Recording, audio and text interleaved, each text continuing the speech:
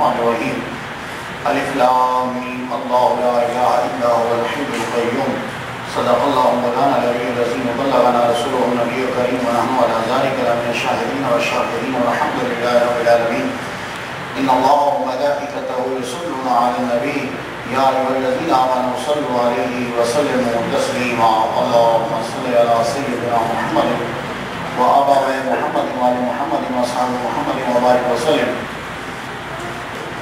یہ سورہ آل عمران ہے، قرآن کا تیسرا سورہ ہے۔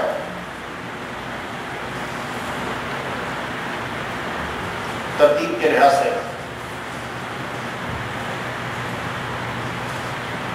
اس سورہ کو اور سورہ بقرہ کو حضور صلی اللہ علیہ وآلہ وسلم نے دو سیاہ صاحبان، دو بادل قرار دیا، اور ایک مرتبہ حضور صلی اللہ علیہ وآلہ وسلم نے نفل ادا کیے تو سورہ بقرہ مکمل پڑھ ڈالی، سورہ آل عمران بھی مکمل پڑھ ڈالی۔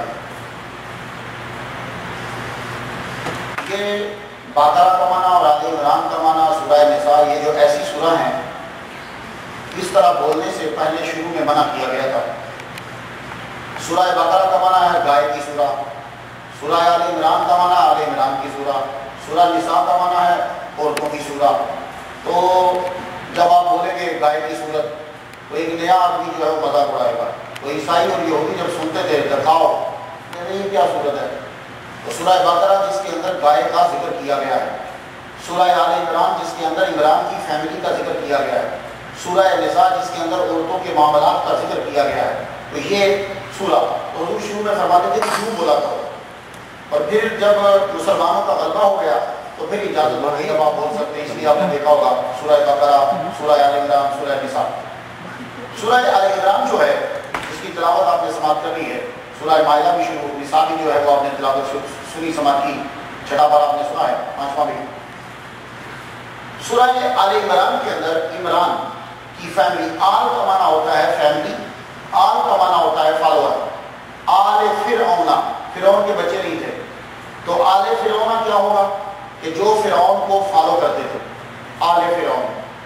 آل عمران، اب یہاں عمران کے بچے ہیں تو آل عمران سے مراد عمران کی فیملی ہے۔ تو عمران کون تھے؟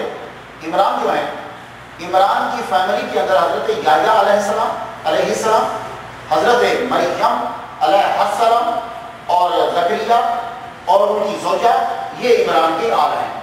تو اس کے اندر حضرت زکریا، حضرت یحییٰ، حضرت مریم کا ذکر ہے، تذکرہ ہے حضرت عیسیٰ کا، اس لیے سورت کا نام ہو گیا سورہ آل عمران، جس کے اندر عمران کی فیملی کا تذکرہ کیا گیا ہے۔ تو اس سورت کو سورہ کنز بھی کہا گیا ہے، سورت طیبہ بھی کہا گیا ہے، اس سورت کو جو ہے سورہ زہرا یعنی روشنی، چمک، نور بھی کہا گیا ہے۔ اس لیے اس سورت کے اندر ایک مسئلہ حل کیا گیا کہ عیسیٰ علیہ السلام کو لوگ اللہ کا بیٹا کہتے ہیں۔ یہ تصور بہت پرانا ہے کہ عیسیٰ اللہ کے بیٹے ہیں۔ پوچھا گیا کہ عیسیٰ اللہ کے بیٹے کیسے ہیں؟ کہنے لگے وہ اللہ کے بیٹے اس لیے ہیں کہ پھر تم بتا دو کہ ان کا باپ کون ہے۔ کچھ سوال ایسے ہوتے ہیں کہ آدمی چپ ہو جاتا ہے، سوال بہت اچھے ہوتے ہیں، بڑی محنت سے تیار کیے جاتے ہیں، اور بعض اوقات تو واقعی داد دینے کو دل چاہتا ہے۔ مخالفت لوگ کرتے ہیں، لیکن کچھ مخالفتیں ایسی ہوتی ہیں کہ مزہ آتا ہے کہ اس آدمی نے مخالفت کی ہے۔ جیسے ستیارت پرکاش سوامی دیانت نے کتاب لکھی ہے، بڑے لوگوں نے اسلام کے خلاف لکھا لیکن بکواس کرتے ہیں، لیکن اس کی بکواس پڑھنے کا مزہ آیا ہے، کیوں؟ اس نے بڑی محنت سے اسلام کے خلاف سوال تیار کیے ہیں، اور وہ بڑے زبردست بھی ہیں۔ ان میں سے ایک آپ کو سناؤں، آپ حیران ہوں گے۔ وہ کہتے ہیں کہ بسم اللہ الرحمن الرحیم سے پتہ چلتا ہے کہ یہ اللہ کا کلام نہیں ہے۔ اس کا سوال بڑا پاورفل ہے، مزہ آتا ہے کہ اس آدمی نے محنت کی ہے۔ کچھ لوگ تو ویسے ہی مخالفت شروع کر دیتے ہیں، کچھ لوگ محنت کرتے ہیں، ان کی مخالفت کا بھی مزہ آتا ہے۔ اب وہ کہتا ہے کہ بسم اللہ الرحمن الرحیم کا ترجمہ کیا ہے؟ آپ سب لوگ ترجمہ کرتے ہیں، میں شروع کرتا ہوں اللہ کے نام سے جو بڑا مہربان نہایت رحم کرنے والا۔ یہ ایک ریگولر مشہور ترجمہ ہے۔ تو وہ کہتا ہے کہ اللہ کہہ ہی نہیں سکتا کہ میں شروع کرتا ہوں اللہ کے نام سے، تو یہ میں شروع کرتا بتا رہا ہے کہ قرآن اللہ کا کلام ہی نہیں ہے۔ تو سوال کچھ ہوتے ہیں بڑے پاورفل اور مزے کے آتے ہیں۔ اسی طرح پوچھا گیا عیسیٰ اللہ کا بیٹا کیسے ہے؟ تو بولے تم بتا دو اللہ کا باپ، عیسیٰ کا باپ کون ہے؟ تو ہم نے کہا عیسیٰ کا تو باپ کوئی نہیں ہے۔ تو کہنے لگے جب اس کا باپ کوئی نہیں ہے تو پھر اللہ اس کا باپ ہوا؟ نعوذ باللہ۔ اب ہمارے نبی نے آ کر جواب دیے کہ اگر اس وجہ سے عیسیٰ اللہ کا بیٹا ہے کہ اس کا باپ نہیں، تو پھر آدم علیہ السلام کو اللہ کا بڑا بیٹا ہونا چاہیے، کیونکہ اس کی نہ ماں ہے نہ باپ ہے۔ ان مثل عیسیٰ عند اللہ آدم، عیسیٰ علیہ السلام کی مثال اللہ کے نزدیک آدم جیسی ہے۔ آدم علیہ السلام کو مٹی سے پیدا کیا، نہ ان کا باپ ہے نہ ان کی ماں ہے۔ تو اگر اس وجہ سے عیسیٰ اللہ کا بیٹا ہے، سن آف گاڈ ہے، کہ اس کا فادر کوئی نہیں، تو پھر آدم علیہ السلام کو بھی اللہ کا بیٹا ہونا چاہیے، ان کا فادر بھی نہیں، ان کی مدر بھی نہیں ہے۔ اب چپ، سارے سب چپ۔ سن آف گاڈ ہی مسئلہ نہیں ہے، مسئلہ ایک اور ہے کہ عیسیٰ کو خدا قرار دیا گیا۔ ابھی آپ کہیں جائیں تو لکھا ہوگا جیزس از لارڈ، تو جیزس کو لارڈ کا سٹیپ دے دیا گیا، مقام دے دیا گیا۔ چلے سن آف گاڈ تک تو تھا بات، سن آف گاڈ سے اوپر بڑھی تو جیزس کو گاڈ قرار دے دیا گیا۔ ان اللہ ثالث ثلاثہ، قرآن کہتا ہے کہ وہ یہ کہتے ہیں کہ خدا تین میں کا تیسرا ہے، اس کو کہتے ہیں اقانیم ثلاثہ۔ اب ان سے پوچھا گیا کہ جناب اب یہ کیا بگاڑ ڈالی ہے، عیسیٰ اب گاڈ کیسے بن گیا؟ کہنے لگے گاڈ ہی تو ہے، اس نے مردے زندہ نہیں کیے۔ اب ایک نیا سٹیپ آ گیا۔ یہ چیزیں آپ کو یاد رکھنا اس لیے ضروری ہے کہ آپ آفس میں کام کرتے ہو انہی لوگوں کے ساتھ، آپ ہر چیز میں کام کرتے ہو، آپ رہتے ہیں ان کے ساتھ ہو۔ ہمارا یہ فرض بنتا ہے کہ تہذیب کے دائرے کے اندر رہتے ہوئے دوسرے کو اسلام کا پیغام پہنچا دیا جائے۔ اور یہ امریکن کی خوبی ہے اور یورپین کی خوبی ہے کہ اگر آپ مہذب طریقے سے دلائل سے گفتگو کرو تو وہ آپ کی گفتگو کو تسلیم کرتے ہیں۔ یہ ان کی خوبی ہے، جو خوبی کو تسلیم کر رہا ہے۔ اب آ جائیے، کہنے لگے کہ جیزس جو ہے وہ گاڈ اس لیے ہے، لارڈ اس لیے ہے کہ جیزس نے مردے زندہ کیے ہیں۔ بولے کتنے؟ 4۔ جیزس نے ٹوٹل 4 مردے زندہ کیے ہیں۔ بنت عاشر، ایک جس کا جنازہ جا رہا تھا، ایک ان کا دوست، ایک نوح علیہ السلام کا بیٹا، تو 4 مردے زندہ کیے۔ تو جو 4 مردے زندہ کرے وہ لارڈ بنتا ہے۔ تو جاؤ جا کے اپنی کتابیں اولڈ ٹیسٹامنٹ اور نیو ٹیسٹامنٹ پوری کھنگال دینا اگر تمہیں پڑھنی آتی ہیں۔ تو حزقیل علیہ السلام نے 8000 مردے زندہ کیے ہیں۔ تو اگر جیزس اس وجہ سے لارڈ ہے کہ اس نے 4 مردے زندہ کیے ہیں، تو اس نبی کے بارے میں کیا کہو گے؟ اس نے 8000 مردے زندہ کیے ہیں، یہ بڑا لارڈ ہوا، جیزس چھوٹا لارڈ ہوا۔ تو یہ دوا میں ذہن میں بٹھا کے رکھا کریں تاکہ گفتگو کرنے میں آسانی ہو جائے۔ اس کے علاوہ بھی ہم دیکھتے ہیں کہ بہت سارے مردے جو ہیں، اور پھر سنو، مردہ زندہ کرنا زیادہ عجیب بات نہیں ہے۔ اب پھر دھیان سے سنو، خاص کر کے بچے، مردہ زندہ کرنا کوئی زیادہ عجیب بات نہیں، کیونکہ مردے میں پہلے جان ہوتی ہے۔ مردہ کبھی زندہ تھا، اب مردہ ہوا۔ زیادہ عجیب بات دنیا میں یہ ہے کہ لکڑی کو سانپ بنا دینا۔ مردہ کبھی زندہ تھا، مردے کو زندہ کر دینا زیادہ عجیب نہیں۔ میں لفظ زیادہ لگا رہا ہوں، عجیب نہیں، زیادہ عجیب نہیں ہے۔ زیادہ عجیب یہ ہے کہ یہ پوڈیم، اس کے جو ہے، اسے جو ہے وہ بنا دیا جائے انسان، کیونکہ یہ انسان نہیں ہے۔ اس اسپیکر کو، یہ جو جس کا بھی میٹل کا ہے، اس کو میں سانپ بنا دوں، یہ عجیب ہے، کیونکہ یہ سانپ بن نہیں سکتا۔ تو اگر عیسیٰ علیہ السلام اس وجہ سے لارڈ ہیں کہ انہوں نے مردے کو زندہ کیا ہے، تو موسیٰ علیہ السلام کو بڑا لارڈ ہونا چاہیے، انہوں نے لکڑ کی سوٹی کو سانپ بنا دیا ہے۔ تو یہ چیزیں آپ کے ذہن میں ہوں گی۔ تو آنے مرائم کے اندر جو مسئلہ تھا وہ یہ واضح کر دیا گیا کہ سنو، جیزس جو ہے وہ سن آف گاڈ، گاڈ نہیں ہے۔ اور پھر سنو، سٹیپ آگے بڑھا، کہنے لگے نہیں، جیزس جو ہے وہ گاڈ ہے، لارڈ ہے۔ اچھا، وہ لارڈ ہے، تو جس وقت ان کے خلاف پولیس پیچھے تھی تو یہ چھپ کے ہوئے تھے۔ خدا کبھی ڈرتا نہیں، چھپتا نہیں۔ اگر جیزس لارڈ ہے تو جب پولیس پکڑنے آ رہی تھی تو چھپ کے ہوئے تھے۔ اور پھر یہ میرے حوالے نہیں، انہی کی کتابوں میں، انہی کی موویز میں جو میں لوگوں سے سنتا ہوں۔ دوسری بات، بقول ان کے، ہمارے بقول تو جیزس عیسیٰ علیہ السلام is still alive، وہ ابھی تک زندہ ہے چوتھے آسمان کے اوپر، وہ قرب قیامت آئیں گے، ٹھیک ہے، ہمارا یہ عقیدہ وہ زندہ ہے۔ ان کے بقول جیزس کو سولی پہ چڑھا دیا گیا۔ جب سولی پہ چڑھایا گیا تو چیخ رہے تھے۔ سوال یہ ہے کہ اگر وہ لارڈ ہے تو چیخ کیوں رہا تھا؟ لارڈ چیختا نہیں ہے، وہ چیخ کیوں رہا تھا؟ ایک بات، وہ پھر مدد طلب کر رہا۔ عیسیٰ علیہ السلام کے بارے میں ہم نے کتابوں میں پڑھا ہے کہ بہت زیادہ عبادت کرنے والے تھے۔ تو اگر وہ عبادت کرنے والے تھے، خود خدا تھے، تو وہ عبادت کس کی کر رہے تھے؟ کیونکہ خدا کسی کی عبادت نہیں کرتا۔ تو یہ باتیں آپ کے ذہن میں رہنی چاہیے، یہ انہی کی کتابوں کی ہیں۔ اور ویسے اگر ذہن میں نہ رہے تو ہمارا روز کا لیکچر جو ہے وہ یوٹیوب پہ جاتا ہے، لوگ اپنے مولوی کو پروموٹ کرتے ہیں سوائے اس مسجد کے، تو آپ مولوی کو پروموٹ کرنا چاہیے. میں مولویوں کے لیکچر سنتا ہوں، ان کے لڑکے، ان کے ساتھی، دوست بڑا کے آگے فوٹو پڑھاتے ہیں. یہ لیکچرز، یہ چیزیں، ان پہ محنت لگتی ہے. آپ کو پتہ نہیں اس لیے آپ کا فیلڈ نہیں ہے یا تو اس کو آگے پھیلانا چاہیے، آگے تک پہنچے. پھر معلوم ہو کہ کوئی بات اگر کسی ایک آدمی کے ذہن میں بھی پہنچ گئی.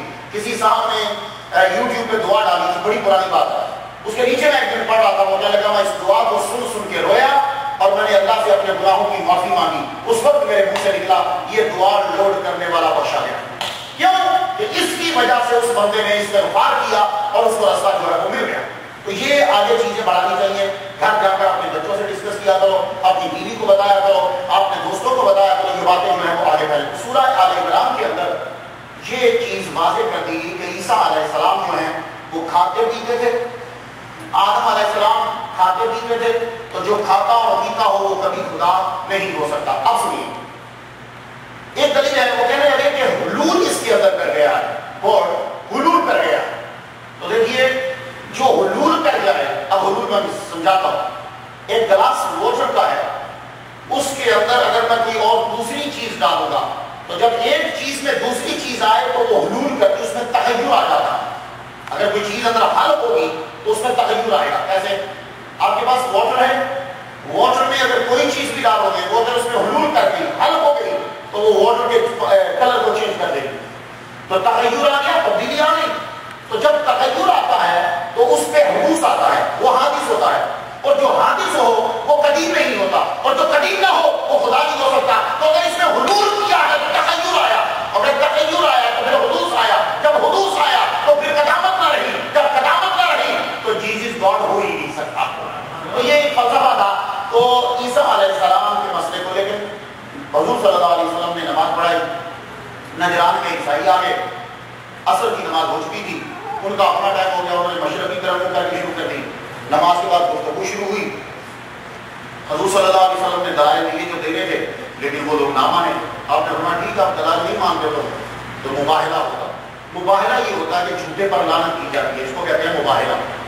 اہانت جھوٹے پر، جو دونوں آپنے سامنے بیٹھتے ہیں. اس کی مثال میں آپ کو دیتا ہوں. پیر علامہ سید کاظمی شاہ صاحب رحمہ اللہ تعالیٰ ملتان میں، یہ استاد ہیں میرے استاد غلام رسول صاحب شیخ الحدیث جامعہ نمیہ کراچی. انہوں نے کتاب لکھی ہے مسلم شریف. یہ پہلے جامعہ نمیہ لاہور میں ہوتے تھے، پھر یہ جامعہ نمیہ کراچی میں چلے گئے ہیں. ان کے وہ پیر بھی ہیں، اس میں نے ان کی ایک دفعہ زیارت کی ہے، لیکن بہت چھوٹا تھا تمام. کاظمی شاہ صاحب رحمہ اللہ، ان کا مناظرہ ہوا عبدالعزیز مولوی کے ساتھ. مولوی عبدالعزیز کے ساتھ مناظرہ تھا کہ حضور کو غیب ہے کہ نہیں ہے. وہ کہہ رہا تھا غیب نہیں ہے. آپ نے فرمایا یہ مشکات میں لکھا ہوا ہے. تو کہنے لگا میں مشکات کو نہیں مانتا، یہ بے سند کتاب ہے، اس میں چین نہیں ہوتی. آپ نے فرمایا چلیے اس کو چھوڑ. جامع ترمذی آپ نے پیش کی، فرمایا کہ یہ ترمذی میں لکھا ہوا ہے، اس میں تو چین ہے نا. اس نے ترمذی شریف پکڑ کر یوں پھینک دی. ترمذی شریف ایسے ہے جیسے بخاری شریف ہے. اس نے ترمذی شریف کو میں نہیں مانتا. تو کاظمی شاہ صاحب نے فرمایا مناظرہ ختم، مباحثہ شروع. ایک سال کے اندر ہم دونوں میں سے جو پارٹنر ہے وہ ایسی موت مرے گا کہ لوگوں کے لیے عبرت بن جائے. آپ یہ کہہ کے اٹھ کے چلے گئے. وہ بندہ واپس گجرانوالے پہنچا.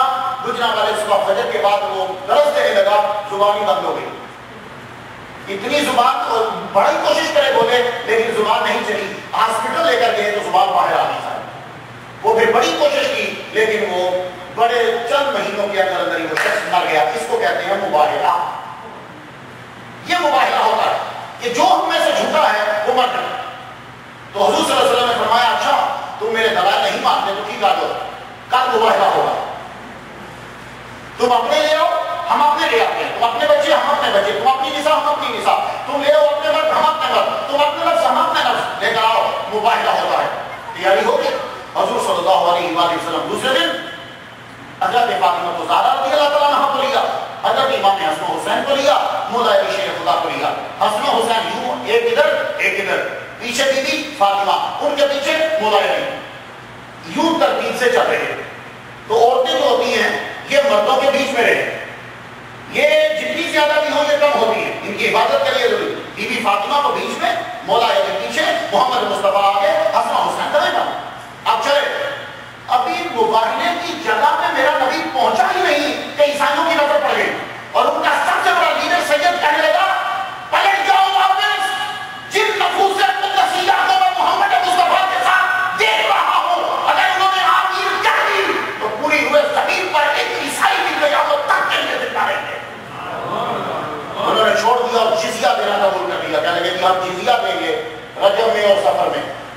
لے لیے ہم تو یہ آپ سے مباہلہ نہیں کرتے، اس سے پتہ چلا ہمارے محمد مصطفیٰ سچے نبی ہیں۔ تو سورہ آل عمران جو ہے جمعہ کے دن جو پڑھتا ہے اللہ تعالیٰ اس پہ خصوصی رحمت نازل فرماتا ہے، فرشتے شام تک اس کے لیے دعا کرتے رہتے ہیں۔ اس لیے آپ لوگ سورہ بقرہ، سورہ آل عمران اس کی تلاوت